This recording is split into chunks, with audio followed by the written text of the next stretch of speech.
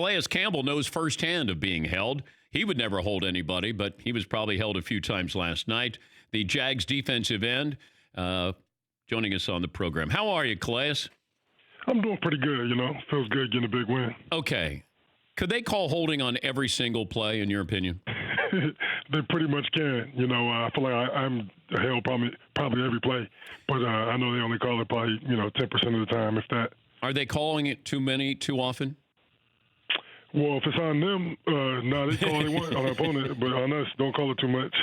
Yeah, but there's no flow to the game here. I mean, it's almost like I expect a penalty, a flag to be thrown whenever there's any long play. It's just, I don't know how it is to play when there's all these flags. Yeah, I will say that, stopping the game definitely makes the game tougher. I like when it flows smooth, but, you have to get the calls right, though. You can't let guys just hold everybody, too, so it goes both ways. What if I said offensive linemen had to wear miniature boxing gloves and mittens so they couldn't hold you? I would probably make a lot of plays. Oh, you would? Is Jacksonville back to be in Saxonville? Without a doubt, I feel like, it's just a matter of time. You got to just keep playing ball. We didn't start the season the way we wanted to, but we had some good things that we did early on. It just wasn't a good overall performance from all of us. But then once we got into a groove, we kind of got things going. And we still didn't play that good yesterday. We still could have played a lot better, but, we definitely got some things going. What's the game plan against Marcus Mariota? What are you trying to make him do?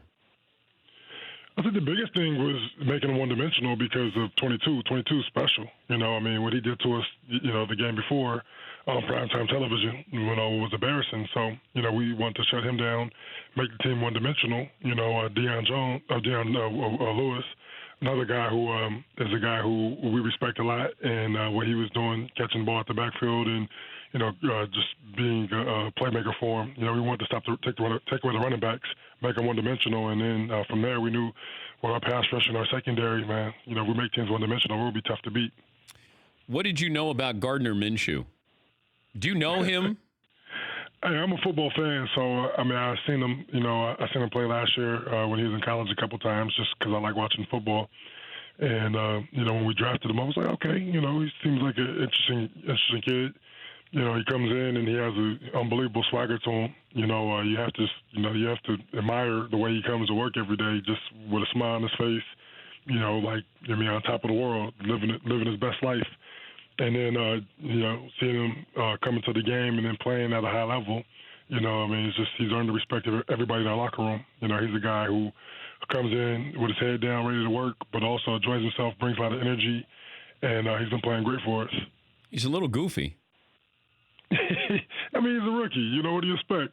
Well, no, rookies aren't that goofy. Like that. Now, have you been around when he does his stretching with his jock strap on or naked? Can you confirm that? I have not got to witness that, which is probably a good thing. What is the strangest thing you've ever seen in a locker room? No names. Oh, man. There's probably a lot of different things, but I cannot think of nothing on top of my head. But, you get around a lot of different personalities, and people do different things. So it's definitely the locker room is an interesting place. What do you make of the Jalen Ramsey situation? How does this end? I have no idea. I know one thing is I enjoy playing with him. I think he makes us better. But at the end of the day, I understand how it goes. It's business and things happen, and you have to be able to handle whatever comes. So if he ends up getting traded or if he stays, it's out of my control, but I'm going to make sure that, I try to keep the guys prepared and ready to go, locked in on, the next assignment. But you're a veteran. You just turned, I think, 33. Like, what role can you play with Jalen Ramsey? I try to be a good leader, and I try to communicate. And, at the end of the day, we've had countless conversations over the last couple of years, and I know he respects me a lot.